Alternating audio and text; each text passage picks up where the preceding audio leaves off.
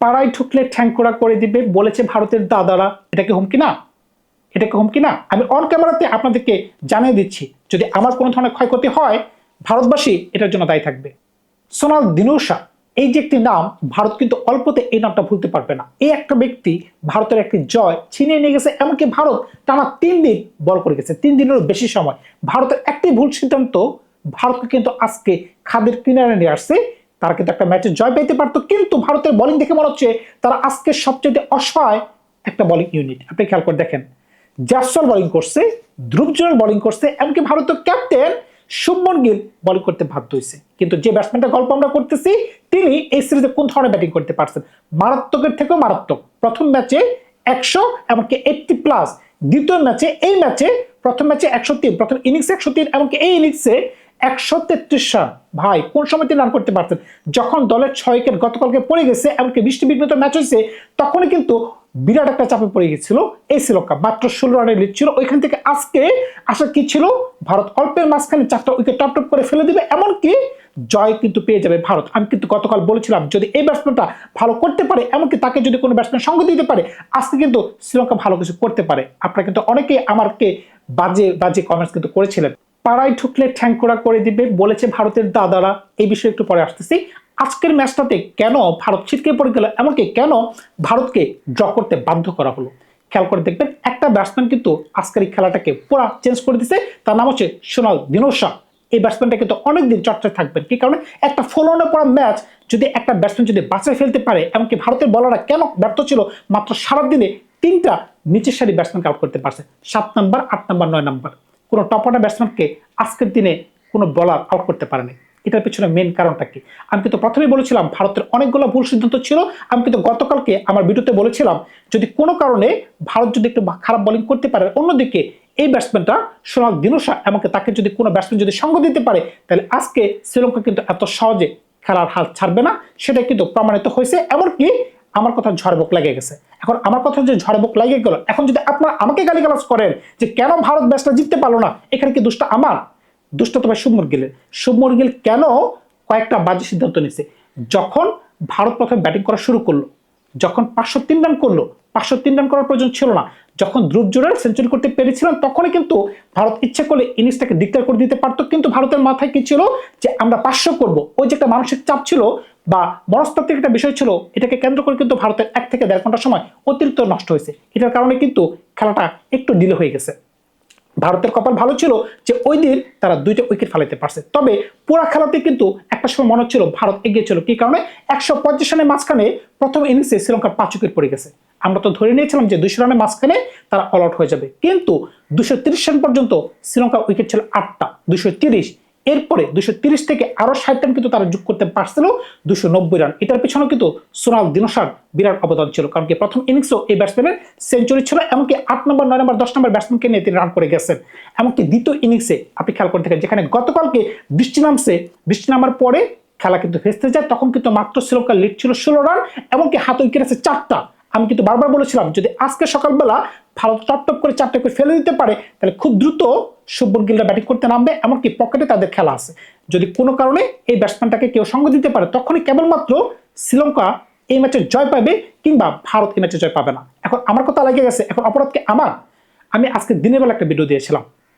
দিনের বেলা কোন টপিকে ভিডিও দিয়েছিলাম? বিগত 6 মাসের মাঝখানে ভারতের মাঝখানে 3টা কেলেঙ্কারি ঘটনা ঘটছে। এখন এটা নিয়ে কিন্তু আমি কথা বলতেছি না, সমগ্র ক্রিকেটবাসী কিন্তু কথা বলতেছে। কোনটা? বিশেষ করে সঞ্জয় মাঞ্জরেকর, তিনি গতকালকে একটা পোস্ট করেছিলেন যে ভূয়ো সূর্যবংশী এটার মাঝখানে রিপ্লাই দিয়েছেন। সমগ্র বিশ্ব কিন্তু এটা নিয়ে কথা বলতেছে। এমনকি এর আগের দিন হার্ষা বুগলে জয়সওয়ালকে নিয়ে একটা কন্টেন্ট করেছিলেন ক্রিকবাজের জন্য। তিনি প্রশ্ন করেছিলেন, did Jaiswal cross the line, মানে তিনি কি এই কাজটা সঠিক করেছিলেন, তিনি যে হেলমেট দিয়ে গোতা মারছিলেন। এখন এই দুইটা টপিকের উপর আমি আরেকটা টপিক যোগ করে দিচ্ছি, যে এবছর রঞ্জি ট্রফির ফাইনালে ভারতের 2টা প্লেয়ার মারামারি করছে, জম্মু কাশ্মীরের ক্যাপ্টেন, এমনকি কর্ণাটকের একজন বলার, এমনকি 50% ফাইন করা হয়েছে। এখন এই ধরনের কন্টেন্ট তো আমি বানাইতেছি না, সমগ্র বিশ্বে কিন্তু ভারতের এই 3টা কেলেঙ্কারি নিয়ে এখন চর্চা চলতেছে। কেন শুভমন গিল, সরি, কেন জয়সওয়াল গুতা মারতে গেলেন, এমনকি কেন ভূয়ো সূর্যবংশী মারামারি করতে গেলেন, এমনকি রঞ্জি ট্রফি ফাইনালে কেন ভারতের 2 ক্রিকেটার মারামারি করতে যাবে। কারণ এটা নিয়ে কিন্তু কথা বলতেছে ভারতের সাবেক ক্রিকেটার সঞ্জয় মাঞ্জরেকর। তিনি একটা আইসিসি কে, এমনকি বিসিসিআই কে কড়াভাবে তিনি একটা টুইট করছেন। ত্যাগ করে দিয়েছেন। 15 বছরের ছেলে যদি একজন 61 বছরের মানুষকে যদি এই ধরনের জ্ঞান দেয়, তখন কিন্তু আমাদের শরীরে লাগে যে আপনি কাকে বলতেছেন। এমনকি হাস্য বগলে খেয়াল করে দেখেন, আমরা যখন ছোট ছিলাম আমরা তার ফ্যান ভাই, আমরা যখন ছোট ছিলাম ওনার ক্রীড়া বিশেষজ্ঞ দেখে কিন্তু আমাদের কথা বলার যে আগ্রহ তৈরি হয়েছে ওনাদের মতো মানুষকে দেখি। এখন ওনার মতো ব্যক্তি যদি একটা কোটেশন দেয় যে জাসওয়ালকে এটা করা উচিত হয় নাই, জাসওয়াল যখন বলে এটা নতুন ইন্ডিয়া, আমরা লড়বো করবো জিতবো রে, এই ধরনের কথা যদি বলে, তাহলে কিন্তু মানে ক্রিকেট বিশ্ব কিন্তু নড়ে চড়ে বসতেছে।